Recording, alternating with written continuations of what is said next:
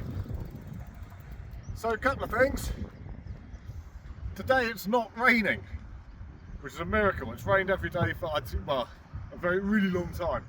But today it's not raining, so we're back out on the field. I've actually been on the field most days, testing boomerangs, but being rained on. And the other thing is fuel crisis. Jeep's a bit thirsty, so back on the bike, which is fine. But again, I've been cycling every day and getting really wet, so it's nice to stand here and not be wet.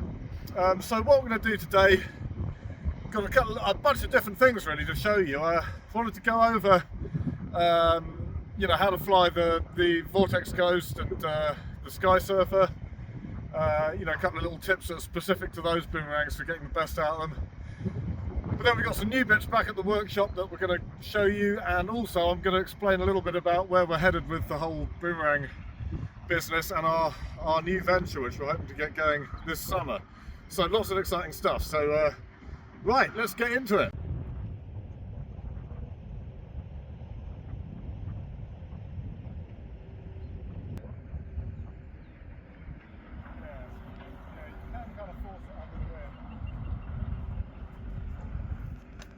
Ow. We had a couple of successful flights earlier, but the wind's really picking up. It's a nightmare at the minute. It's like, try getting out for perfect conditions. Since January, it's just been like really steely moment. I've been getting up at like 5 in the morning to catch the conditions of the day where there's no wind, and it's been a good. So it's been dark as well. So that's the other thing. You're like, right, well, there's no wind, but now it's dark. I can't see anything. So it's tricky, and today it's got too windy. But anyway, I'm going to show you the correct way to throw it. Like I say, with the Vortex Ghost, long distance boomerang, you want a lot more layover than, you know, with the Sky Surfer or the Boomerang. They tend to fly best at about, what's that, 70 to 80 degree angle. With the Vortex Ghost, you want to come right over on your layover like there. Now it's a big powerful throw with these. I've got the wind in coming this way, so I'm going to be throwing pretty much off this way. You know, what is that? About 50 degrees off the wind. Yeah. So it's a big powerful throw, like pretend you're an archer, all the way back and through. I tend to favour a pinch grip with these. Some people like a pistol grip, but my feeling is, or when I do it anyway, if I use a pistol grip, I kind of find that my hand gets caught up in the wing of the boomerang as it leaves my hand, and I just feel that I'm losing power there because of kind of friction and slipping between my hand. I find I can get a much snappier release between thumb and finger. And that's just me. You've got to try all these things and figure out what's best for you. But anyway, all the way back, thumb and finger if that's how you feel, and right at the end of the boomerang there. And then as you release it, you're releasing it 45 degrees, about a 10 degree angle, you know, above the horizon. And at the end, it's that whip crack, that Indiana Jones sort of whip crack, you know, that you're trying to get, and that's what's really going to get the spin into boomerang. And remember, there's a lot of things happening when a boomerang is flying that is making it do what it does, and we will go into all that in a technical video another day. But really, if there was one main ingredient that makes for a successful flight, it is rotation, it's spin. And that's because the faster you spin it, the more you're taking advantage of the gyroscopic effect of a spinning object to get it to fly back to you. So lots of spin. So, you know, if it's not working for you, try tuning it. And all I can say is just try bigger throws and you know, harder throws and more spin, and just work on it. It's a funny one, but I've seen a lot of people learn to throw a boomerang and not have success with it for you know, what seems like quite a while. We can be out all afternoon, it's going all over the place, and every throw seems to be different, and they seem to be making the same mistakes no matter what they try. Given long enough, I had a guy who was trying to learn to throw a boomerang a while ago. He came to the football pitch with me, and he just couldn't get it, and I was trying to help him, and you know, it just wasn't working for a number of reasons. But he persevered with it, and in the end, by the end of the afternoon, but I suppose about 2 hours in, he just got it, and it just started clicking for him. And it was all of a sudden, pretty much every throw he threw from then on till we went home was a really nice throw, you know, and he got a few catches, and it was just like eventually it clicked. You know, any of you musicians out there will know what muscle memory means and how important that is when you're learning that type of motor skill.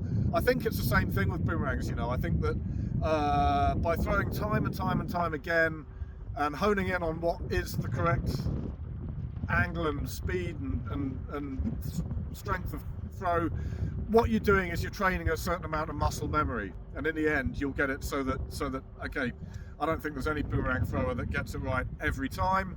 In fact, I'm sure there isn't. I certainly don't. But you get closer to that sweet spot all the time, and it's a lot of it is a muscle memory thing. So anyway, keep throwing them and enjoy. Nice. Hit that wind. Here she comes.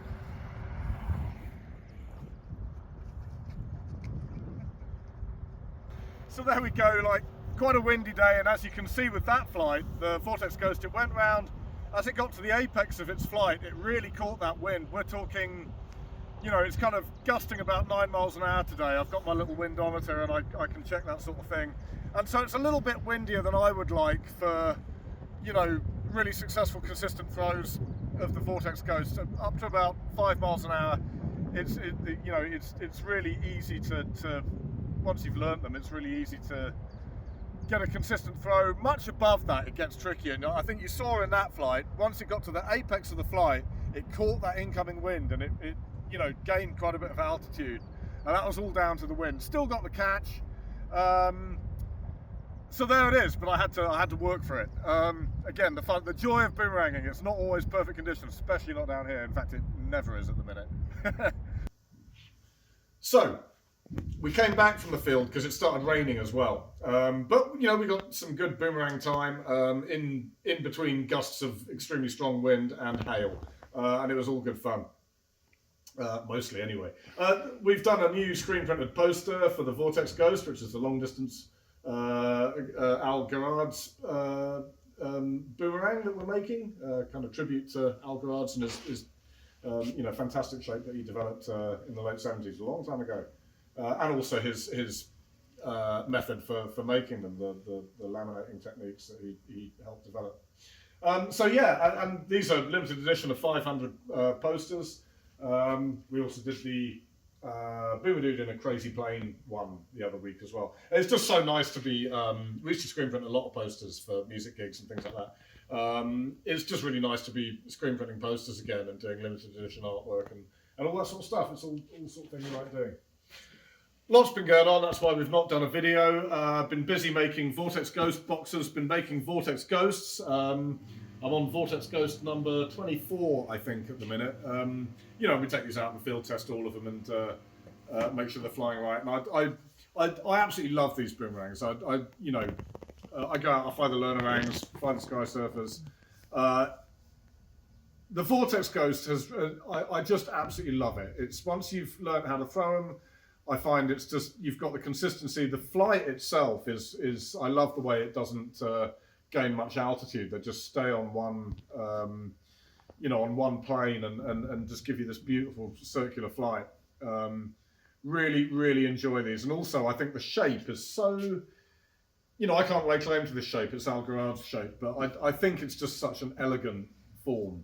Yeah, the more I play with these and the more that I make them, the more I sort of understand how cool of a boomerang they are. So I've been doing that, and I finally developed my boomerang wax. You know, again, surfers, they get their surf wax, don't they? And it smells nice, and it's all part of going to the beach and hot sunny days. So I thought, you know, with our boomerangs, because our boomerangs are very inspired by, you know, our surfing past and where we are in Cornwall and surf culture and things, I was like, boomerangers should have wax as well, because wax is just cool. So we developed this. It's basically a furniture wax, what you would call a paste wax. And what you do is you can keep your boomerang in really nice top condition and looking good. You just rub some paste wax into the boomerang, wait for it to dry a bit, and then buff it up with a cloth, and it comes up, you know, makes your boomerang feel really smooth. Gives it a bit of a sheen and a luster, and it helps bring out all the sort of natural beauty of the wood grain, which is a big part of the reason that we make these as strip laminates. You know, it's a bit of a labour of love, but it's a boomerang, but also it's a showcase for the beauty of natural woods. So that's me boomerang wax. And I've made this little old school looking crate for it to sit in. The reason for that is because that is going to take pride of place on the counter of our shop, which we're opening next month, if all goes according to plan, in Falmouth and Cornwall. So that's, you know, that's really, really big news for us. We have been wondering if we should open a shop for boomerangs on this economy. You know, it seems like a crazy thing to do, and we were going to leave it till next year. Actually, we were going to, you know, give ourselves a year to feel a bit more ready. But you know, like everything in life, like if you wait till you're ready, like you'll be waiting forever. So we thought, actually, no, let's do it this year. Let's have some fun, and let's get a shop going. So we're really excited about that. I'll keep you up to date with what's happening, fitting out the shop. We're going to have a look at exactly what we've got ourselves tied into in a couple of weeks' time when we get the keys, hopefully. Yeah, we're going to sort of get, you know, never run a retail shop before. Dan has, but I've spent my life sort of hidden away in a screen print factory. So all new, and it's just going to be really, really exciting. Falmouth's a really cool town. It's a big holiday destination. People come down to Cornwall. It's one of the deepest natural harbours in the world. And so it's a very important place for shipping. We get the tall ships race, starts in Falmouth every year. And there's just a lot going on. It's a very cool town. It's a university town, so I really like it over there. And I think we're going to have a lot of fun. In fact, I know we're going to have a lot of fun. If you come down to Cornwall, then you've got to come to Falmouth. If you come to Falmouth, you've got to come and find our boomerang shop. So anyway, what's next? Well, we just got to get on and kind of make a lot of stock, really. We got baseball hats. That's the other thing. Eric on World of Boomerang has been asking me to make a baseball hat for a while now. So Eric, I'm making one just for you. So they're off at the embroiderers at the minute. It's one of the things that we can't do in-house. But who knows? You know, Dan is skilled with an embroidery machine, so we might buy an embroidery machine and bring that in-house. You know how much at this stage we like doing things ourselves. So, but anyway, yeah. So we got all sorts going on. We'll catch up soon. Cheers.